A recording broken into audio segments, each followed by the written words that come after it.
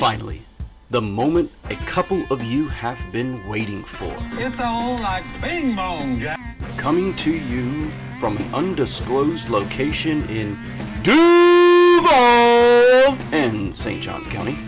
The show for Jag fans by Jag fans. You can't have a newcomer come in and steal the show. Here are your hosts, Franklin and Michael how you say it? DeZoba. Welcome to the Jaggernaut Podcast.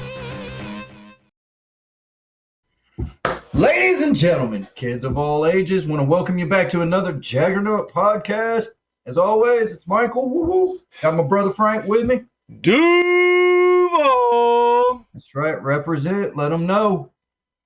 It's Frank. I think I told you this story, but I'm going to tell it to all of our 10 listeners.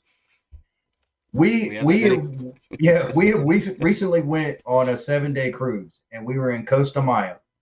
We got off and we're walking to the port, and I'm wearing my colors, got my Jags hat on. Me and my wife are walking in there, and we're probably about, I don't know, maybe 100 yards from the actual port entrance.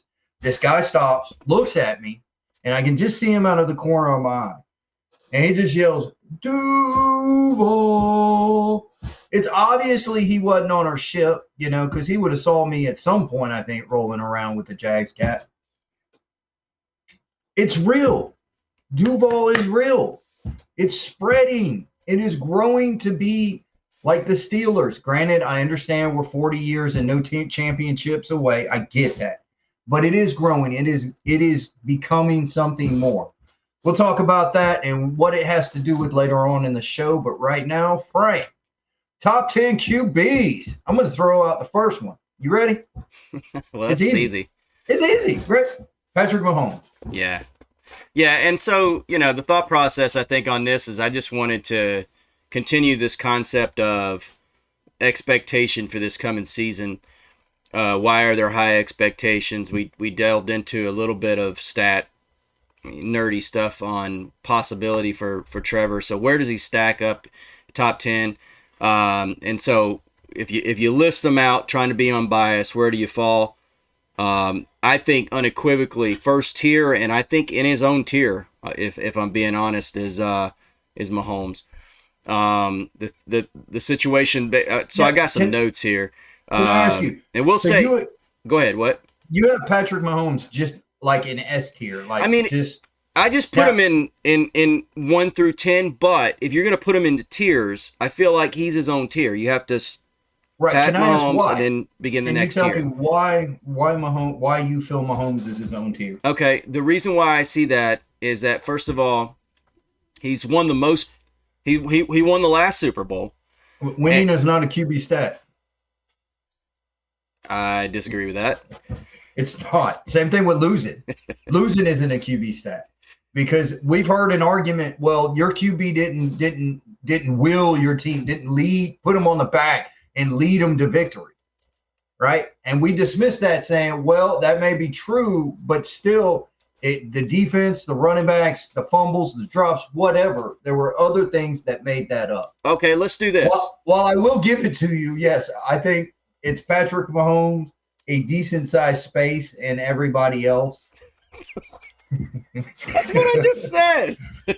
Yes, yeah, but I just wanted to know why. Well, I think the Super Bowls demonstrate what we see with our eyes. First of all, it's not just the team is winning. He's the MVP of that team. He has been to 3 out of the last 4 Super Bowls, and he's won 2 of them. No. So we give Brady the GOAT. Well, this is the next Brady. I mean, he's lining himself up. If other quarterbacks and teams don't stand up, I mean, if you go 4 years from now, is he going to be in the next 3 out of 4 Super Bowls? 6 out of 8? He's going to win 4 out of 8 Super Bowls for the next. You know what I'm saying? The trend the guy is on, plus everything else. Like, he's got one, maybe the best arm. The trick shots, all that. But he's fundamentally a good quarterback too. So he adds that stuff to it. I don't like that per se, but he still wins. And so yeah, to me it's a tier. Look, dude's got 5,200 yards, 41 touchdowns, 12 picks. I mean, and for me, when we were looking to put together this list, I did not want to use pass. I tried hard to not use consistency, basically. But ultimately, that's really what defines a good quarterback, is consistently being in the top 5, consistently being in the top 10.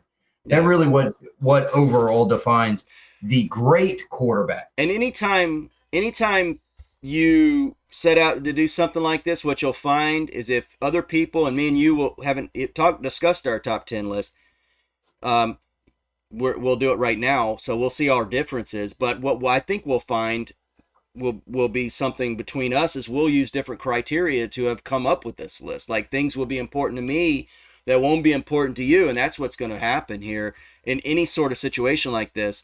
People are going to go, oh, this and that. This is, like you said, consistency. So who's your? I've got number 2, and this may be a little bit of a surprise. Joe Burrow. I got Joe Burrow too, man. Okay. All right. Why do you have Joe Burrow? So Joe Burrow's basically 2 years in a row, he's put up great stats. He's helped his team basically get to the playoffs 2 years in a row. They haven't won it, but he's got them there, and he wouldn't be the same. Now, granted, you can say, well, Jamar Chase, and okay, that's an argument we'll have for on another podcast. But I still think that if you take Jamar Chase away and put him with an above average receiver, I still think Joe Burrow gets in the top 5. Yeah. No. So the dude came out of LSU ready to play. He did, and I wasn't sure. Everybody was, was this because he had that 1 year? He couldn't even win the starting quarterback position at Ohio State and had to go to LSU to start. And had that 1 year. It was like the best year a quarterback has ever had in college football, but it was 1 year. Yeah. And that was, I don't know what switch got flipped. I don't know what happened, but yeah, he's been that guy. He's been that legit guy. And to me, there's no doubt about it. When you go to so he's been in the Super Bowl once. And remember, the Bengals, this is the Bengals we're talking about. It's interesting how our memory fades, right? The Bengals sucked for a long time. All of a sudden they get Burrow, and the notes I've got is he beat the brakes off of Buffalo last year and took his team to the Super Bowl 2 years ago. Consistent statistical top 5 quarterback, and took a bottom dweller team to a contender. That beats him. That narrowly edges him out against who I've got next, which is Josh Allen. I got Josh Allen as well. Yeah. And, let me tell you what I've got for Josh. A statistical and athletic beast, has over 35 TDs for the past 3 years. No Super Bowl appearance yet, but Buffalo is a consistent contender to get there with him at the helm. So him and Burrow are very close. So that's why I think neither of them approaches Mahomes quite, but they're around each other, and that's why, the tier comment came out of me for Mahomes as I started thinking about it. I'm like, Mahomes is his own tier, and Burrow and Allen, as great as they are, So next, all right, 4. Jalen Hurts. Jalen Hurts. Stop stealing my thunder. So I'll let you handle this. What do you? Why Hurts? I'll take Jalen Hurts. And the funny thing is he's got essentially 1 year of production. His first year that he was the starter, people say that he had a good season, and he may have had a good season. But he single-handedly lost them that playoff game because he had no idea what the hell was going on. And he would have these lapses of him trying to figure it out during the season, and it's like, what the hell? Now, luckily, he's athletic enough that he could fall back on his running ability, which helped him a lot. But last year, dude turned it on. His stats aren't going to wow you. If we're just talking about passing stats, yeah. right? We're just talking about passing stats. His passing stats aren't going to wow you, but they don't have to. And he makes plays all over the field. He has an arm, and he has good touch. He has good accuracy, and he's one of those guys who I understand that winning's not a QB stat, but he does win. He does will his team to win. Yeah.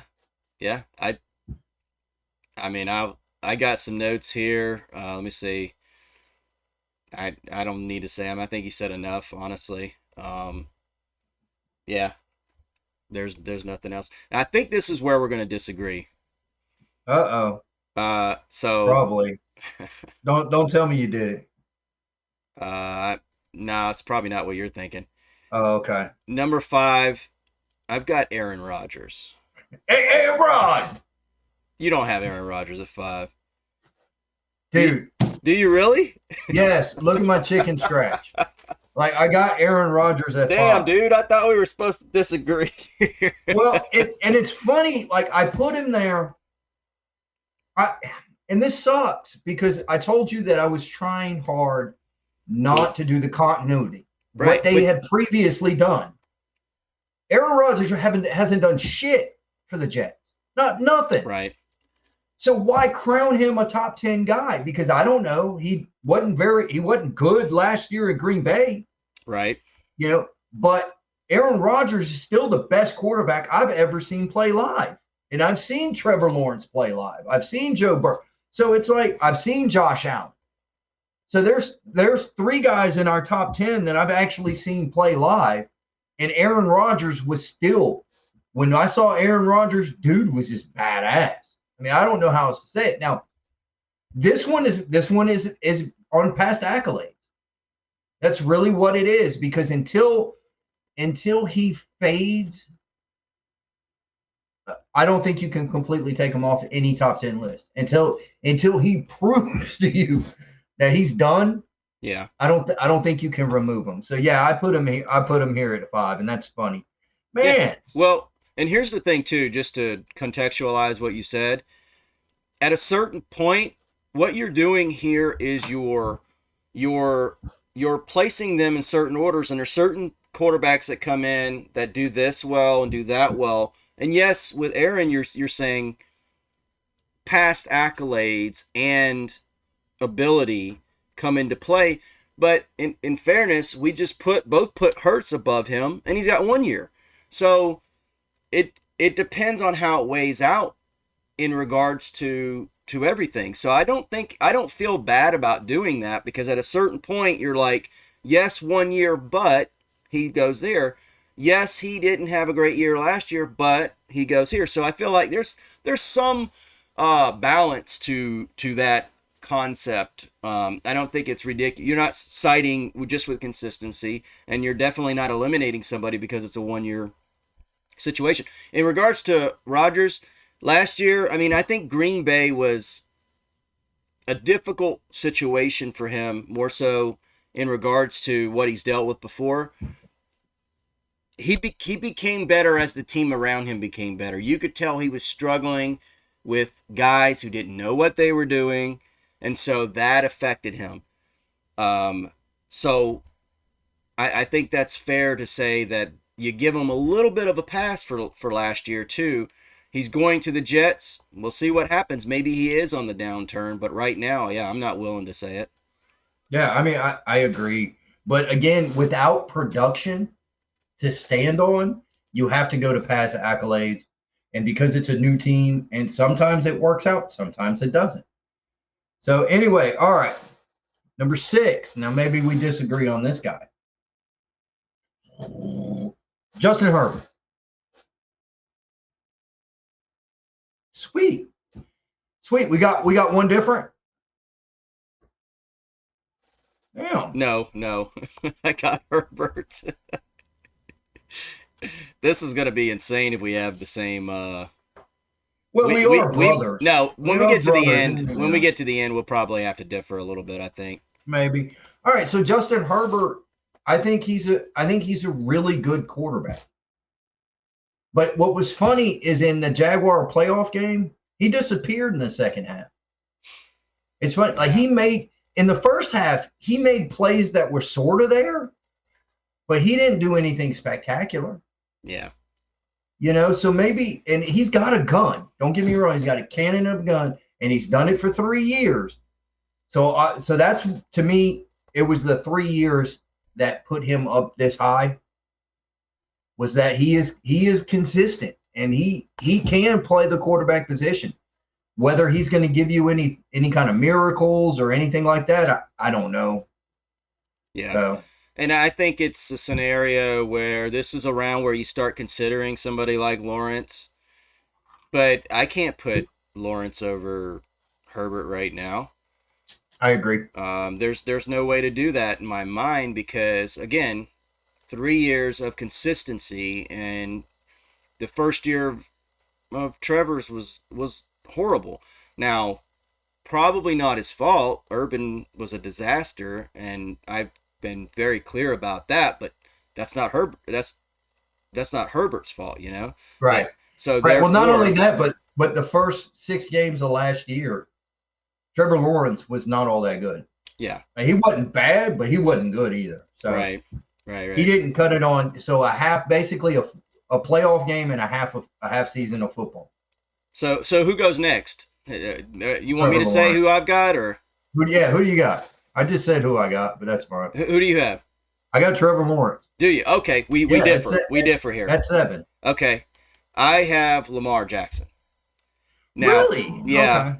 Yeah. Oh, and it's weird. I think for me, like, don't get me wrong. If you tell me who do I want on my team, I want Trevor. I don't want Lamar. But I do understand the league has changed some. Lamar is a ridiculous athlete. He is the type of quarterback that I don't necessarily care for. I can understand if I was offensive coordinator how he might drive me crazy, but he's a winner. Baltimore, when he is under center, is a consistent playoff team. So, again, Trevor has a small window, and I can't, for me, and there's nothing wrong with putting Trevor higher because it was really close for me, but I had to go, I got to give it the edge to Lamar. See, now I put Trevor Lawrence because I'm like, Lamar, we already know what he is. Lamar's reached his ceiling. His ceiling's high. I think you may be right. But Lamar has reached his ceiling. Trevor Lawrence has not. So that's why I went ahead and I gave the edge to Trevor Lawrence. Yeah, I think you could. I think you're definitely going to. My opinion is just that next year everything you're saying is going to be right. I think Trevor's going to move up slightly, and I think he may end up being close to the tier of Burrow and Allen. So I think he'll surpass Jackson. But I just think at this point I'm like, man, I got to see it, a little bit more, and I do think it'll happen. But I'm not going to. I can't lock it in right now. Okay. Who do you have after Trevor then? Lamar. Okay. All right, so we're not too far off then. No, so who do you have at 8? Okay. Well, you mean 9 because I have Lamar at 7 and Trevor at 8. Oh, okay. So you have Trevor Lawrence at 8. Okay. Yeah. So we got those two backwards. Yeah. All right. Who do you got at 9? I have Kirk Cousins. Interesting. See, I got Tua. Okay. Yeah. Tua didn't make my top 10 actually. Because and it's funny, Kirk Cousins didn't make mine. Yeah, this is where it becomes like a bit of a free for all. Because when Tua's healthy, and that's the same argument that can be made with Lamar Jackson. Yeah. When Tua's healthy, and they finally gave him some pieces. Tua played damn good football. Yeah. So it's like I know he doesn't have the longevity or the last 6-7 years that Lamar has. I get that. but I think what I've seen from Tua is that, again, Lamar Jackson and Tua can potentially surpass that, is what I think. I do fear the fact that this guy's never going to be capable physically. And that could be, yeah. And that's and the that thing. It's very like, well, I that very well could be. And honestly, from this point on, you may be able to swap some of these guys because all of them have some kind of knock on them. Yep. Right. Yep. So for me, I put Tua up there because when he does play, when he is healthy, he's a damn good quarterback. At least that's what it looks like. Yeah. No, I agree. Right? You can't doubt what he did last year. No question. Yeah. No question. Now he has tremendous weapons at wide receiver, but yes, and that helps. Hey, you still got to get him the ball. So, and he did that. All right, Frank. Last one. Down and dirty. Again, this is very difficult. So you're just splitting hairs all the way. I have to go with Geno Smith. I have Geno Smith too. Okay. I mean, and it's funny, the reason why I sort of wanted to keep him out of my top 10 is because he has 11 years of nothing. I know. It's like, dude didn't do jack shit anywhere. And then all of a sudden he comes to this situation and he's like, yeah, I could do this. And he goes out there and he does it. Well, and and it's interesting too, because you want to also consider Russell. But it's like, he goes out of Seattle, Geno goes in, and it's like, they don't miss a beat. Geno succeeds, Russell fails. Yeah, so Russell Wilson's not succeeding now all of a sudden, and you go, okay, he did have a down year the year before, so that also pushes against him. But yeah, my thought about Geno too, and as I have always thought this, and I've sort of began to back out of this concept that you can take a quarterback, that you can find good quarterbacks, like, because quarterbacks can go to talented quarterbacks can go to bad situations and they look like garbage. Let them season up and you can find a gem. And I almost think, well, maybe there is some truth to that, because maybe Geno, I mean, the situations he was thrown into, probably not the best situations. Yeah, they were not good. And maybe what we're seeing here is the talent, because this guy was a talent coming out. I mean, he was, and yeah, he didn't live up to expectations, but this looks like what maybe people thought was going to be drafted when he was coming out of college. So I'm not going to knock him for those. But you're right. There's part of you that wants to go, we've seen Geno. This isn't Geno. Right. But then I go, you know what? Maybe he was just in a bad situation. If I give Trevor the situation, in his rookie year and go, man, nobody can survive that, especially a rookie. I don't give a damn how generational you are. You cannot survive that, or you're not going to succeed in that. Let's just say that. And so if a bunch of bad scenarios is what Geno found himself in, he finally finds himself in a good situation. I'm not going to look. It is what it is to me. It's like, hey, he put up some really good numbers last year, and there's no reason to think that he won't be really good next year. So it is what it is. And the couple ones that I considered, Deshaun Watson didn't even come into my mind for some reason. It's interesting. It's like out of sight, out of mind with that guy. One of the best quarterbacks, I thought, for a while. And now it's like, man, dude, I got to see you do something, or I can't consider you at all. Well, again, so 4 years ago, he probably would be in a top 10.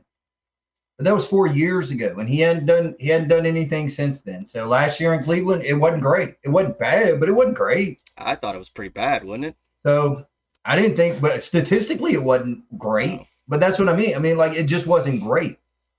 I just thought Cleveland was this machine ready to go, For me, I just filled out the rest with like Jared Goff, Kirk Cousins. That's when he comes in, and then Russell Wilson. So those would be like my next sort of tier guys. Yeah, Goff really should be considered to be in the top 10, because I think the biggest knock on him is that McVay gave up on him.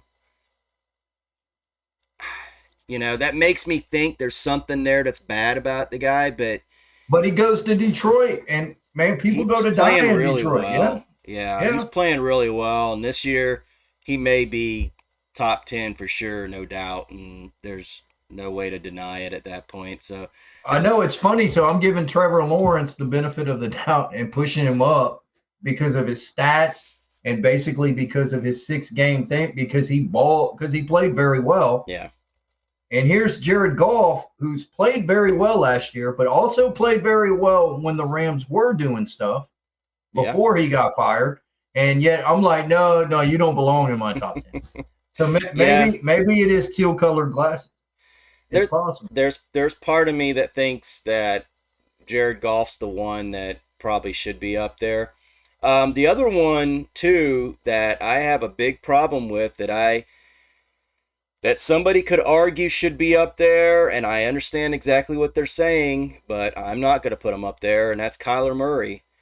The guy's like 5'5", man. He's a little midget out there. So when your team has to put into your contract thing that to study, you don't give a shit about the game. Yeah. Like you don't care. It doesn't matter if you're a quarterback, a running back, a tight end, a safety. Hell, you can be Bobby Boucher. You can be the water boy. If you are not going to put in the time needed to study, to hone yourself, to understand your opponents and what they're trying to do to you, you're not going to succeed. Yeah. A lot of times we see great players come out of college and they fail in the NFL, and they fail in the NFL because they don't have somebody doing their homework for them anymore. They don't have somebody going to class for them anymore. They actually have to put in the work, and when they don't, they fail, and that's what happens. Yeah. So, and to me, that's Kyler Murray. So, yeah, the intangibles are very tangible for him. It's the lack of intangibles are very tangible. I think it's just a matter of time before the wheels fall off. I think so too, because no way would I put him in there. I'd put Matthew Stafford up there before I'd put him up there. Oh yeah, I mean, if you didn't think the wheels possibly have fallen off of him, he should be in the top 10. But Kyler's interesting because he's almost like the Russell Westbrook of the NFL. He's the guy that people don't, because if you think about it, the quarterback position is the point guard position. And he's a ball hog. Like, he's not, when you watch him play that he's playing sandlot football. Like, he doesn't, and this is why that was in his contract. The offensive coordinators and coaches are crazy. They're driven mad by this guy because they know they're drawing these plays up. He either doesn't know what the play is or doesn't care. And he's doing improvisation whatever every time. He wants to do, yep. And it looks great. He's good. Like, he's got that talent, and it's gotten him all this way. But he has to pull that out when the play breaks down. Not, instantly. And that's what he does, I think. And so I see that. I think the NFL, you also see that everybody sees that. And he's going to start having an issue, I think, too. Who is it that's has an issue getting people? I don't know why I'm spacing on this. Like Lamar Jackson. So Lamar Jackson has issues, you can tell, because wide receivers don't seem to be super excited to go there. Free agents. Like DeAndre Hopkins is out there. That's him. And Jackson's, he's there, right? I mean, signed all the contracts now, not an issue. It's funny, you don't hear any Ravens talk. I bet DeAndre Hopkins doesn't want to go there, And Kyler Murray's going to get that reputation too. And if you think about it, for a while, he had a stable of wide receivers. And he was getting the ball to him, but, I mean, I don't know. I can see it in this scenario where you're gonna see where players aren't going to want to play with that guy, especially if you're relying on him to get you that ball. Yeah. Even running backs, like he's going to steal the ball. He's going to take your glory, you know.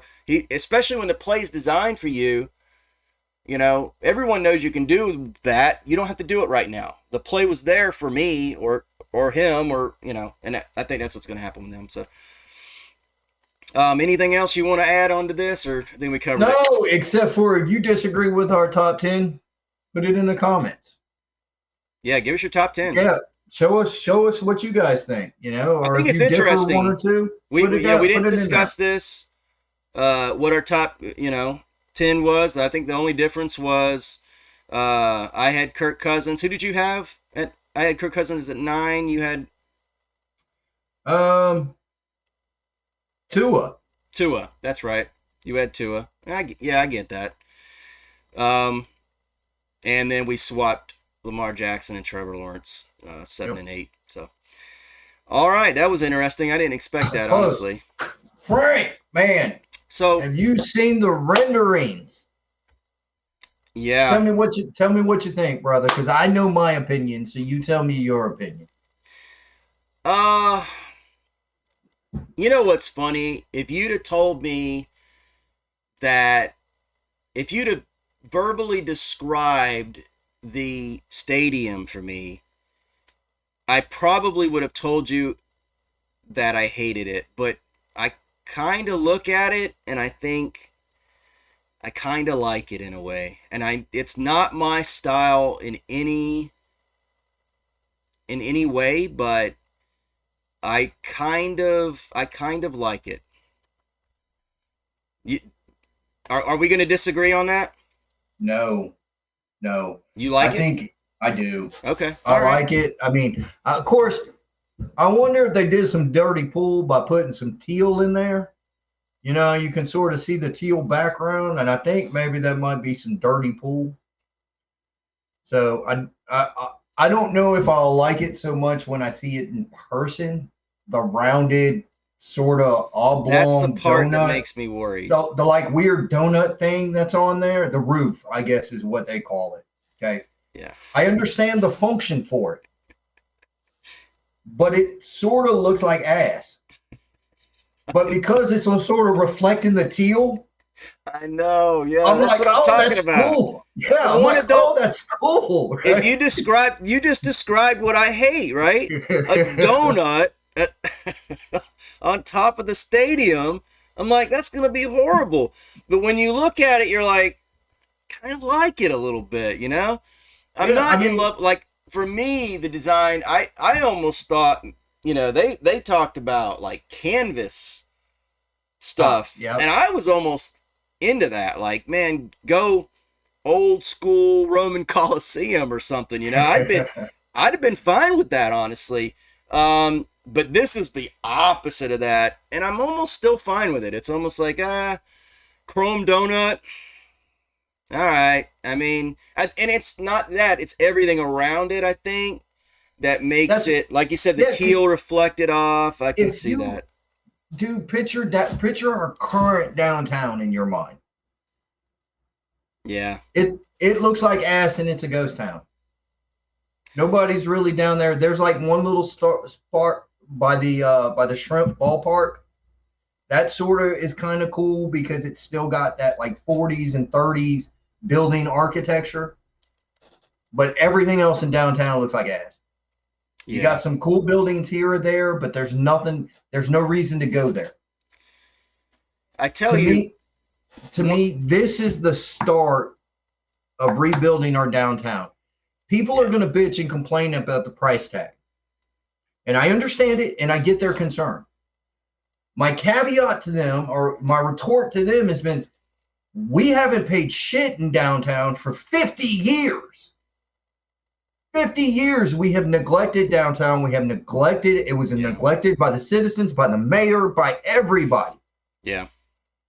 Let's start putting more money back into downtown. Because if they do, I will go downtown more. Because there'll be more things to go downtown for.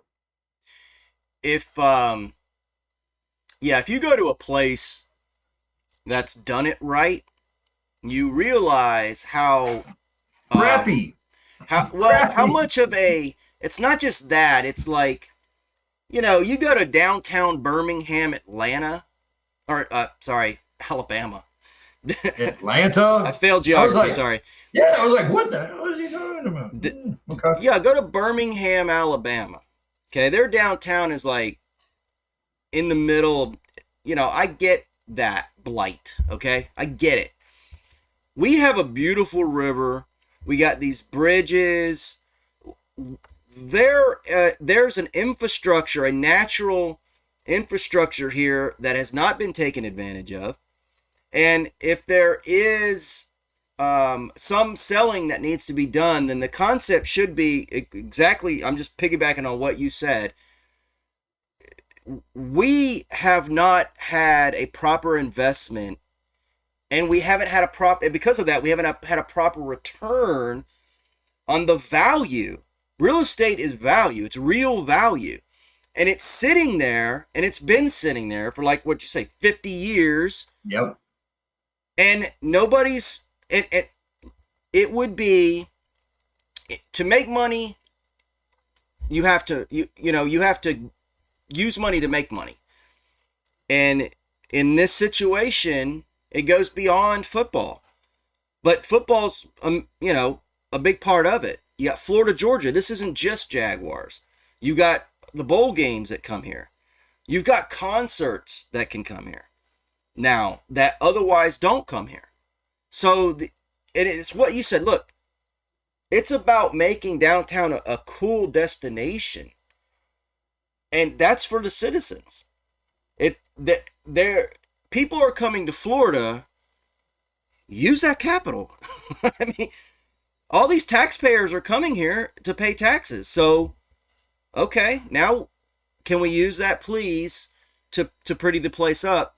And I think that I could see that Chrome Dome, the Chrome Donut, reflecting cool, because there's a vibe that starts to come from the city at times. At night, you can see it till you get into it. Far away or decently distance, it looks pretty. It looks nice. And so the lights, the bridges, the reflecting aspect of everything, I could see it being a really nice way to accentuate the beauty of downtown and actually have the infrastructure and the citizenry rise to meet that potential beauty. So I guess that's what I'm seeing. Is it the stadium so much? No, it may be what you're talking about. It may be that this is a mark for the future and all the possibilities that could take place in downtown Jacksonville because of it. Yeah, and to me, people are they don't want their tax money going to it because it's a large price tag, and it is. It's a large price tag. But we haven't foot that price tag in 25 years, right? So what's the return on investment? Can I ask you a question and just answer it as honestly as you can? In 25 years of us having the Jags, or 27, 28, whatever it is, has Jacksonville profited for $1 billion? Would you say that because we have the Jags, that has led to $1 billion profit in 25 years, 28 years, something like that? I think yes, but it's hard. I think when you're dealing in this sort of economics, I think I think it'd be hard to pin down. I think you'd be dealing with numbers, and you can make the numbers say whatever you want them to say. That is correct. I think that the answer is yes to that. Now, I think that we have missed out on maximizing that. We could be much more we could have gotten much more for that investment had a number of decision makers made different decisions, or people who make those decisions not been there and others had been put in their places. So there's been mistakes. But just because there's been mistakes, I don't think that you allow yourself to sit there and wallow in the past. I think you have to move forward. Yeah, my feeling is yeah, I look at the price tag and I'm like, But I also know that I think Jacksonville has made that money back from the original transformation from the Gator Bowl to Alltel Stadium or whatever it was originally called. A Jacksonville Municipal Stadium or whatever they called it the first year. And I think Jacksonville has made that money back. So I don't see why Jacksonville could not make this back in another 25 years. And I'm completely cool with it. And like I said, I think one thing that often grabs me when we travel, because we've been traveling a lot more, is to look at these cities downtown. They're downtown. And I'm like, well, why don't we have that? That's cool. Well, why don't we have that? Well, why does our downtown suck? Yeah. And I don't want our downtown to suck anymore. And if it's going to cost $1 billion in taxpayer money to make it not suck, okay. Because you've neglected it, It's basically like home repairs. Yeah. If you were saving all that money up for the last 50 years, you should have $2 billion in your coffers. Right. So, and if you haven't, it's called mismanagement. Everything that the Jaguars have brought here as far as revenue goes for the city, if you're not saving that up so that you can fund a new stadium, then it's called mismanagement, because you should have $1 billion in your coffers. Right. So to me, it's mismanagement, and we're the taxpayer. We're going to have to pay for it. Yeah. Well, we pay for everything anyway with mismanagement. We pay for the federal government's mismanagement. We pay for local mismanagement. We pay for state mismanagement. Hell, but I enjoy watching the Jags, so I'm fine with paying for it. I have no problem. Yeah, and I do think it goes beyond whether or not you're a Jags fan. It goes back to how you started the video, really, when you're talking about you're in a whole nother country and you have two individuals just connecting over, there's something human about that, and there's value to that. And Jacksonville, Florida has, I don't know how you put a price tag on that. There needs to be some responsibility involved. It can't just be, Here's your blank money. check. Yeah. So the city council, I do expect some pushback, and rightly so, because they're responsible for the taxpayer dollar. But at the end of the day, they need to try to get that done. And it's not about if it gets done, it's about what's the price tag and what are the parameters set to make sure that the expenditures are such to where you go, oh yeah, how we told you it's going to be 1.75 billion. It's actually kind of turned out to be 2.3.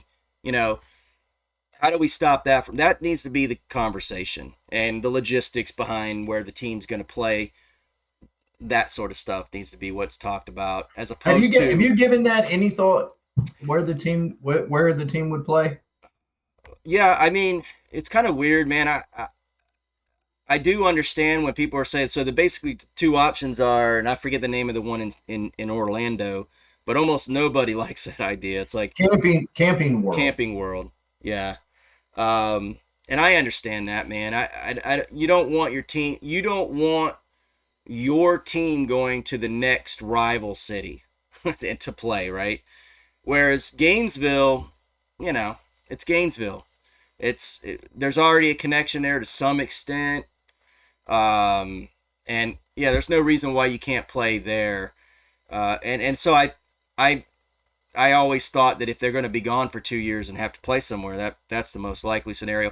Part of me though wonders if we're playing games in London, I wonder if there's any consideration to like playing 1 or 2 games in Athens, Georgia. And the reason why I say that, I know it's weird and it's super far away for Jag fans, but it's drivable. And the reason why I'm throwing that out there is because if you lock up, I wouldn't want to hitch our wagon to a college team either. You talked about meeting a fan in Costa Maya, Mexico. I don't want to say we're just Northeast Florida per se, right? And the reason why I bring up Athens is because the Florida Georgia game is played here, and we justify that by saying, well, it's neutral ground. Well, if we're playing everything in UF, and I'm just it's probably far-fetched and it's probably logistically difficult to do that, but I would be open to at least considering the possibility of some sort of like game that's going to playing in Athens somewhere. Look, for that reason. We don't hate the Bulldogs. Your thought process behind that makes complete sense. The NFL will never allow you to. Do you know why? The Falcons? That's exactly why. That is their territory. That you never have too many franchises too close together. So, and that's what you would be doing. You would be up there trying to snipe Atlanta, and then Atlanta fans would be like, "You bastards! You only come up here because we're not very good at the moment. You suck." So I mean, look, yeah, I guess if the people that run the Florida Georgia game say, well, it's no longer a neutral site because you had to play somewhere and you chose one that was the closest to your stadium and city, and we don't want to be here anymore. Bye. We just got a $2.2 billion stadium. Somebody's going to want to play in that thing. So. Yeah, no, we're spitballing, and I realize the odds are very, very slim for what I just said, and I'm not even pushing for it. Like, I'm not saying, oh, it would be great. I'm just saying I wonder if, because I do understand that part of the justification for the 2.2 billion or whatever you threw out there, all of this money going to be is the fact that this is also where other things happen, namely Florida, Georgia. And if Georgia comes along and says, hey, we've really been rethinking this whole Florida, Georgia game anyway, in the midst of us going, hey, we got the Florida, Georgia game too to justify this expenditure, that looks bad. And that's the only thing. It's like this idea of, I get the cross state, but think about it this way. If the Falcons were building a stadium and they came to play one game in Gainesville, I wouldn't be worried about the Falcons coming down and poaching Jag fans. I mean, I wouldn't think of it that way. I can see how the ownership may bicker about it, but as a fan, I got no desire to be who's going to change. I mean, the fans that aren't Jaguar fans aren't going to become Falcon fans because they play one game in Gainesville. I don't think anybody. It would be more like an exhibition, That's all. So, it's possible, but I know if I'm the NFL, I veto that. So. Yeah, and you're probably right. That's probably I don't even think it'll even be considered. Honestly, I think I'm the only one in the whole world or the whole country who's even considering this option. I'm not Florida, even a Georgia, Bulldog fan at all. I'm just saying, Florida, Georgia will stay here as long as we keep paying them. It's probably true. Oh, it's true. Well, here's the thing, though. Kirby Smart has a lot of sway. I don't know if you know this or not. Here. Yeah, he doesn't like playing here. I know that. I know he doesn't like playing here. Yeah, and he's very powerful right now. So I'm just saying, something to consider. It's I like to think of things differently from time to time. So, and I get that, but you know what they're going to tell Kirby Smart? Money talks and bullshit walks. Yeah. Could you imagine how many NIL deals they could have when we pay them $1.5 million a piece to play here? Yeah, and I also think the idea of recruiting. I don't know how that can't help recruiting when you play here that one game. It has to help recruiting, I would imagine. So it could be a lot of bluff. You would think, yeah. You would think, but he probably, you know what? He probably just wants more money. Give him $2 million. Give him $2 million. He'll shut his mouth. Because they do have to travel farther, so maybe there's that. I don't know what the paying situation is. I don't know exactly how much they pay him either, but I know that they do pay him to play here, and I'm fine with that. Keep it here. Yeah. So, All right, all man. right, ladies and gentlemen, thank you for joining us on this wonderful journey. As always, if you have any differing opinions, put it in the comments. We respond. Also, you can Other share than the that, video too, you know.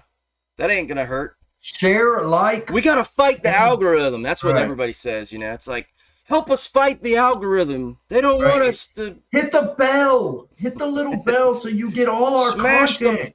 Smash it. Don't tap it. Smash it. While you're at it, hit the subscribe If you button. tap it, it doesn't work. Good. You got to smash You it. gotta smash it. Don't break your phone, though. All right, ladies and gentlemen, thank you for joining us. Duval! Oh, I gave the first one, so I figured I'd let you have the second one. Well, thank you. I The appreciate end. We that. bookended it. How about that? I'll take it. All right, guys. Till next time.